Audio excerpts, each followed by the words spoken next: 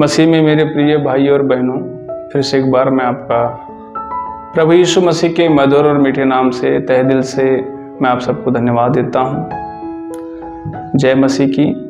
हमारे YouTube channel वचनों के प्रकाशन में आपका हम स्वागत करते हैं। फिर से हम एक नए विषय पर आज आपके सामने में चर्चा करने के लिए एकत्रित हुए हैं और आज का विषय है स्वर्गदूत प्रार्थना क्यों नहीं करते। एक महत्वपूर्ण विषय पर हम आज आपसे बात करना चाहते हैं कि स्वर्गदूत जो स्वर्ग में रहते हैं वो प्रार्थना परमेश्वर से क्यों नहीं करते। उसके पहले महत्वपूर्ण कारण को हम जानने की प्रयास करेंगे और पृथ्वी पर रहने वाले मनुष्य को प्रार्थना करना अति आवश्यक क्यों है। ये दोनों विषय हैं जिसका जवाब हम बाइबल से देखेंगे। सबसे पहली चीज कि परमेश्वर ने इस पृथ्वी का निर्माण करने से पहले, इस पृथ्वी पर सृष्टि का निर्माण करने से पहले परमेश्वर ने स्वर्ग को बनाया। और यहेजकेल नबी की पुस्तक में जिस प्रकार से लिखा है कि परमेश्वर ने स्वर्ग में स्वर्गदूतों को सिरजा, कि जैसे कि हम वहाँ पर एक वचन पढ़ते हैं तो उस वचन में इस प्रकार से लिखा है, यहेजकेल नबी की पुस्तक उसके 28 अध्याय और उसके 15 वचन में लिखा है, जिस दिन से तू सिरजा गया, जिस दिन तक तुझ में कुटिलता न पाई गई, उस समय तक तू अपनी सारी चाल चलन में निर्दोष रहा। तो स्वर्ग में परमेश्वर ने स्वर्गदूतों को सिरजा, पृथ्वी पर परमेश्वर ने मनुष्य को सिरजा।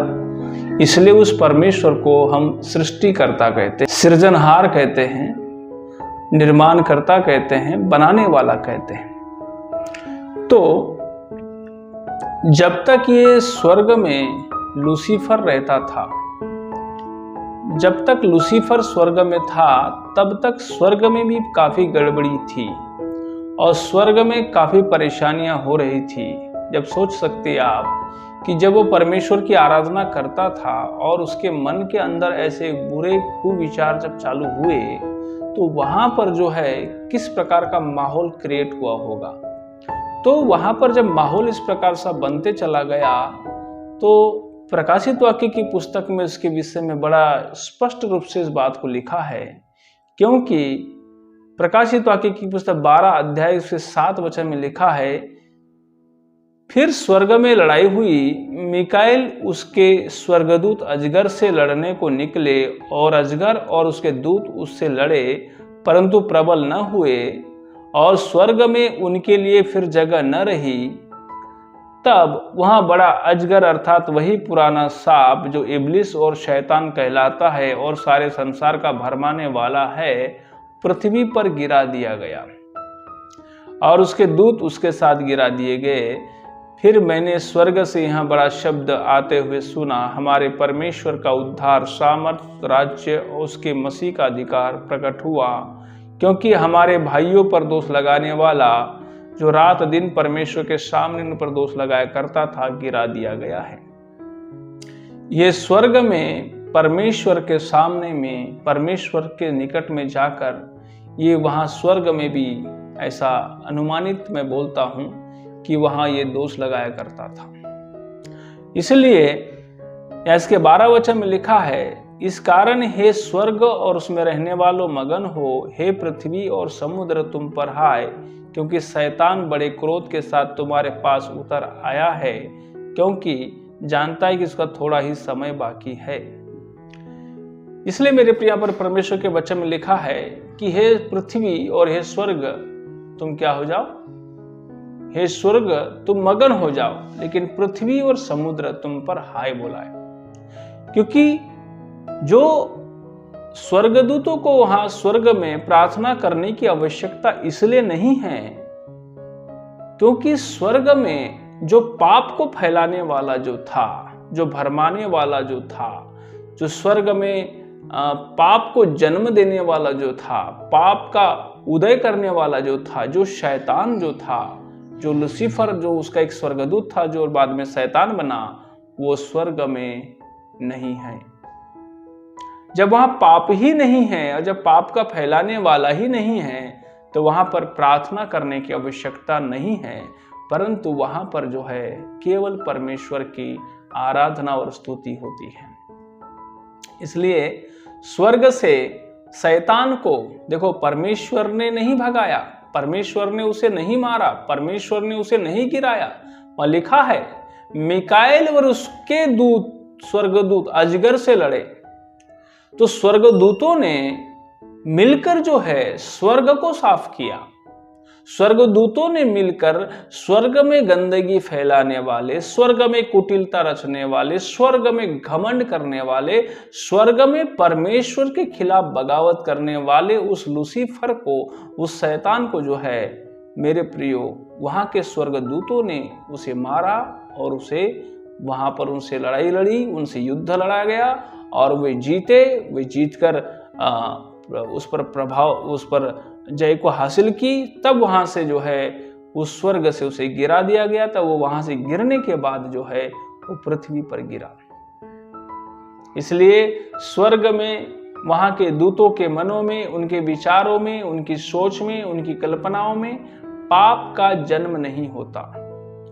इसलिए वहां का पाप का जन्म नहीं होता। इसलिए वहां पर मेरे प्रियो इस रीति से स्वर्ग में किसी को प्रार्थना करने की आवश्यकता नहीं है। इसलिए वो लोग परमेश्वर की आराधना स्तुति करते हैं। परंतु एक बहुत बड़ी यही एक सोच, एक विचार लेकर एक बार दानिएल नबी जो है परमेश्वर से प्रार्थना कर रहा था।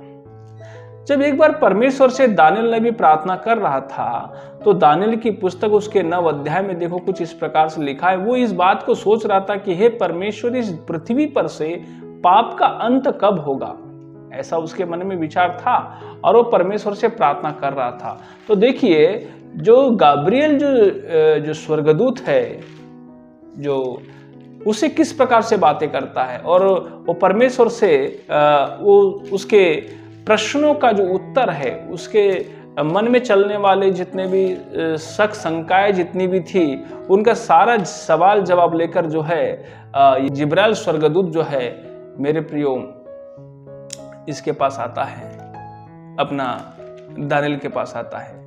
तो देखो यहाँ पर उसने बहुत अच्छी बातों को कही। उसके 9 अध्याय के 24वें वचन में देखो, मैं थोड़ा सा ऊपर से पढ़ूंगा 22 से, मैंने 20 से पढ़ूंगा, थोड़ा सा समझ में आ जाएगा आपको। 9 अध्याय का 20 वचन से, इस प्रकार मैं प्रार्थना करता और अपने इस्राएली जाति भाइयों के पाप का अंगीकार करता हुआ अपने परमेश्वर यहोवा के सम्मुख उसके पवित्र पर्वत के लिए गिड़गिड़ाकर विनती करता ही था। तब वह पुरुष जिब्राइल, जिसे मैंने उस समय देखा जब मुझे पहले दर्शन हुआ था, उसने वेग से उड़ने की आज्ञा पाकर सांझ के अन्य बलि के समय मुझको छू लिया और मुझे समझाकर मेरे साथ बातें करने लगा। उसने मुझसे कहा, हे दानिएल, मैं तुझे बुद्धि और प्रवीणता देने को अभी निकल आया हूँ। जब तू गिड़गिड़ाकर विनती करने लगा तभी इसकी आज्ञा निकली, इसलिए मैं तुझे बताने आया हूँ, क्योंकि तू अति प्रिय ठहरा है। इसलिए उस विषय को समझ ले और दर्शन की बात का अर्थ जान ले। तो जिन बातों को समझाने के लिए जिब्राइल स्वर्गदूत स्वर्ग से दानिएल के पास आया है और जिन बातों को लेकर उसके मन में शक शंका चल रही थी, वो कौन सी बात है? क्योंकि दानिएल जो है अपने समय काल में उसने 70 साल पूरे टोटल बेबीलोन के साम्राज्य में अपने लोगों की एक दुर्दशा को देखा था। और पहले वो एक अच्छे राजकाल में रहता था, फिर उसके बाद बेबीलोन ने उनको गुलाम बना के अपने में लाया था। उसके बाद वो लोग फिर दूसरे शासन काल में चले गए हैं, मादी और फारसी के। तो दानिएल के मन में इतने विचार आ गए कि हे परमेश्वर, हम कब तक ऐसे गुलाम अवस्था में रहेंगे और कब तक ये पाप धरती पे रहेगा, इसका अंत कब होगा? ऐसा करके वो उस मन में सोच रहा था।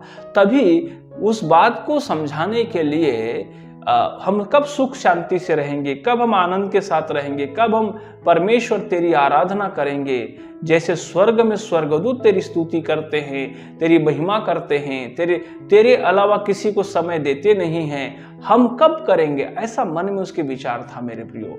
तो उसी बात को समझाने के लिए परमेश्वर ने अपने जिब्राइल स्वर्गदूत को उसके लिए भेजा।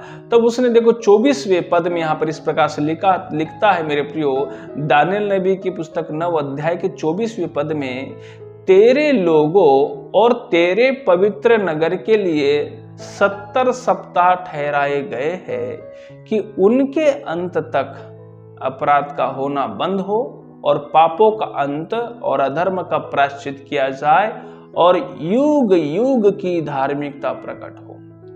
मतलब देखो, तेरे लोगों और पवित्र नगर के लिए 70 सप्ताह ठहराए गए हैं, वर्षों के 70 सप्ताह। यहाँ पर स्पष्ट रूप से बता रहा है कि तब उसके बाद पाप का होना बंद हो जाएगा और पाप का अंत हो जाएगा, अधर्म का पूरी तरह से त्याग हो जाएगा और युग युग की धार्मिकता जो है, हमेशा हमेशा के लिए शांति का राज जो है इस पूरे पृथ्वी पर प्रकट हो जाएगा। लेकिन उसके लिए जो टाइमलाइन जो बनी हुई है, वर्षों के 70 सप्ताह। इसके विषय में मैंने बहुत विस्तृत जानकारी हमारे इसी YouTube चैनल पर पहले दे चुका हूँ मेरे प्रियो। आप चाहे तो हमारा वर्षों के 70 सप्ताह का भेद करके एक हमारा YouTube में एक बहुत बड़ी उसकी मैंने पूरी विस्तृत जानकारी दी हुई है, उसको आप देख सकते हैं।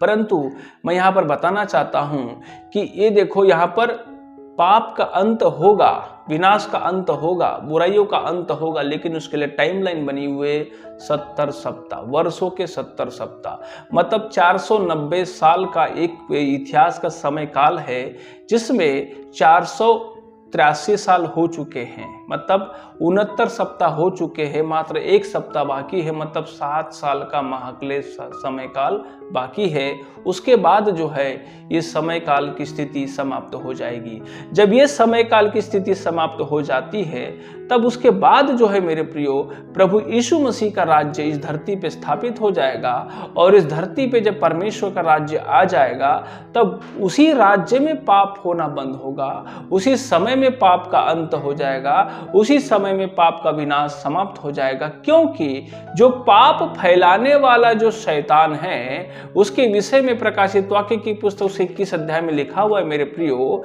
कि वो 1000 वर्ष के लिए बंद कर दिया जाएगा और अधोलोक में उसे डाल दिया जाएगा। यहाँ पे लिखा है उसमें, उसके 20 अध्याय में इस प्रकार से लिखा है, जब तक 20 के 5 में लिखा है, जब तक 1000 वर्ष पूरे न हुए तब तक शेष मरे हुए न जी उठे, तो ये पहला पुनरुत्थान है। धन्य और पवित्र है जो पहले पुनरुत्थान का भाग्य से दूसरी मृत्यु का। हर समय के लिए लिखा गया यहाँ पे कि परमेश्वर ने हमें जो है मेरे प्रियो 1000 वर्ष के लिए दिया गया है। 20 के हम 2 से पढ़ते हैं, उसने उस अजगर अर्थात पुराने सांप को, जो इब्लिस अर्थात शैतान है, पकड़ के 1000 वर्ष के लिए बांध दिया और उसे अथाह कुंड में डालकर बंद कर दिया और उस पर मुहर करा दी कि वह 1000 वर्ष के पूरे होते तक जाति जाति के लोगों को फिर न भरम आए। इसके बाद अवश्य है कि वह थोड़ी देर के लिए फिर खोला जाए। इसलिए जैसे स्वर्ग से स्वर्गदूतों ने उस शैतान को, जो वहां पर लोगों को भरमाता था, दोष लगाता था, लोगों के मन में बुरे विचारों को प्रकट कराता था, जानते आप, उसने स्वर्ग में उस शैतान ने, लूसीफर ने अपने वश में वहां पर कई सारे स्वर्गदूतों को कर डाला था मेरे प्रियो। और उसके चलते वहां पर जो है भयंकर बड़ा माहौल खराब हो गया था, तो उसको वहां से गिरा दिया गया। लेकिन इसे लिखा है वचन में कि उसके लिए स्वर्ग में दोबारा जगह नहीं है। अब वो दोबारा कभी स्वर्ग जा नहीं सकता और ना ही स्वर्ग के किसी व्यक्ति को वो भरमा सकता है, ना ही स्वर्गदूतों को भरमा सकता है। अब वो दोबारा जो अब इस पृथ्वी पे है, अब पृथ्वी पे वो भरमाता है, पृथ्वी पे लोगों को बिगाड़ता है, पृथ्वी पर लोगों के मनों में बुरे विचार, बुरी कल्पनाएं, बुरी बातें, बुरी सोच, बुरे हर प्रकार की बुराई जो आज पृथ्वी पे फैली हुई है, उसका फैलाने वाला ये शैतान लूसीफर है। इसलिए मैंने पहले ही आपको बताया था कि स्वर्ग में स्वर्गदूत प्रार्थना क्यों नहीं करते, इसलिए स्वर्गदूतों को प्रार्थना करने की आवश्यकता नहीं है, इसलिए वो परमेश्वर से वहाँ पर स्तुति करते हैं, परमेश्वर की महिमा करते हैं। लेकिन हम पृथ्वी पर रहने वाले लोगों को अभी परमेश्वर से प्रार्थना करने की आवश्यकता है, क्योंकि पाप जो ऐसा है मेरे प्रियो, कब किसके मन में कहाँ पर किस रीति से जन्म ले लेगा हम कभी कह नहीं सकते, क्योंकि आप इस धरती पे जब तक जीवित है, जब तक इस पृथ्वी में इस 7 साल के महाक्लेश काल का समय काल आते तक, इस पृथ्वी का अंत होते तक, तब तक शैतान जो है इस पृथ्वी पर पूरी तरह से पाप को फैलाएगा और पाप को पूरी तरह से फैला के रखा हुआ है। इसलिए पल पल में स्वयं को बचाने के लिए, पल पल में स्वयं की सुधि लेने के लिए, पल पल में स्वयं को जागरूक रखने के लिए हमें जो है परमेश्वर से प्रार्थना करने की आवश्यकता है। जैसे दाऊद भी अपने विषय में कहता है कि हे परमेश्वर मुझे ढिठाई के पापों से बचा, हे परमेश्वर मुझे ऐसे अपराधों से बचा, क्योंकि मैं ऐसे बड़े भले गहरे अपराधों से क्या कर सकूं, मैं बच कर रह सकूं। इसलिए मेरे प्रियो, हम अपने जीवन को हर समय चौकसी पूर्ण जीवन रखने की आवश्यकता है, क्योंकि कब कहाँ किसके मन में कब कौन सा पाप जन्म ले ले इसके विषय में कोई नहीं जानता है। इसलिए हम मसीह भाई बहनों को अभी वर्तमान समय में इस पृथ्वी पर जब तक हम जीवित है, प्रभु यीशु का आगमन आने के पहले आने तक जो है हमको अपने आप को पूरा चौकसी पूर्ण जीवन रखना है। इसलिए यहाँ पर लिखा है मेरे प्रिय वचन में, भजन संहिता में 19 के 11 में 12 में 13 में 14 में लिखा है, उन्हीं से तेरा दास जिताया जाता है, उनके पालन करने से बड़ा ही प्रतिफल मिलता है। अपनी भूल चूक को कौन समझ सकता है, मेरे गुप्त पापों से तू मुझे पवित्र कर, तो अपने दास को ढिठाई के पापों से भी बचाए रख, वे मुझ पर प्रभुता करने न पाए, तब मैं सिद्ध हो जाऊंगा और बड़े अपराधों से बचा रहूंगा। मेरे मुंह के वचन और मेरे हृदय का ध्यान तेरे सम्मुख ग्रहण योग्य हो, हे यहोवा परमेश्वर मेरी चट्टान और मेरे उद्धार करने वाले। इस रीति से मेरे प्रिय राजा दाऊद भी जो है अपने विषय में परमेश्वर से प्रतिदिन प्रार्थना करता था, दिन में 3 बार प्रार्थना करता था। दानियल दिन में 3 बार प्रार्थना करता था परमेश्वर से। और यीशु मसीह भी स्वयं जो है दिल निकलने से बहुत पहले जो है मेरे प्रिय पहाड़ों में जाकर परमेश्वर से प्रार्थना करता था। उसके बाद जितने भी उसके शिष्य बने, उसके चेले बने, वो जितनी भी कलीसिया स्थापित हुई, प्रभु यीशु मसीह आते साथ सबसे पहले जो है मत्ती 6 अध्याय में हमको उसने प्रार्थना करना सिखाया। सभी को बोला तुम प्रार्थना इस रीति से करो, क्योंकि प्रार्थना इसलिए करना आवश्यक है क्योंकि आप बिना प्रार्थना के, बिना सहायता मांगे परमेश्वर से इस पृथ्वी पर आप पाप से बच के नहीं रह सकते, बुराइयों से बच के नहीं रह सकते। यदि कोई कहता मैं प्रार्थना नहीं करता हूं, मुझे प्रार्थना की आवश्यकता नहीं है, तो मेरे प्रिय मैं कहता हूं कि उस व्यक्ति का, उस भाई का मन फूल गया है, वो घमंड से भर गया है और उसे इस अपनी आदत को छोड़ना पड़ेगा, नहीं तो वो अपने आप को नहीं बचा पाएगा। शैतान उसे किस रीति से कौन से पाप में फंसाएगा और कहां उसको गिरा देगा उसे नहीं मालूम है। इसलिए मेरे प्रियो, हम नम्र बनकर प्रभु के सामने में दिन बने और प्रतिदिन परमेश्वर से प्रार्थना करते रहे, क्योंकि प्रार्थना का जीवन हमें पाप से और बुराइयों से बचाता है। इसलिए मेरे प्रियो, पृथ्वी पे रहने वाले व्यक्ति को प्रार्थना की आवश्यकता है, स्वर्ग में रहने वाले स्वर्गदूतों को प्रार्थना की जरूरत नहीं है। ये उसका सही रीति से मेरे प्रियो एक विश्लेषण है जो आपके बीच में रखा जा रहा है। ये वचन का भेद है, वचन का प्रकाशन है। इसलिए स्वर्ग में स्वर्गदूत प्रार्थना नहीं करते हैं। दानियल नबी इस बात के लिए बहुत चिंतित था कि हे परमेश्वर, कब वो दिन आएगा जिस दिन हम सुख से रहेंगे। परमेश्वर ने उसको स्पष्ट रूप से बताया है कि इस सारे कार्यकाल के लिए 70 सप्ताह का, मतलब वर्षों के 70 सप्ताह का एक समय काल निर्धारित करके रखा गया है। 69 वर्षों का सप्ताह का समय काल हो चुका है।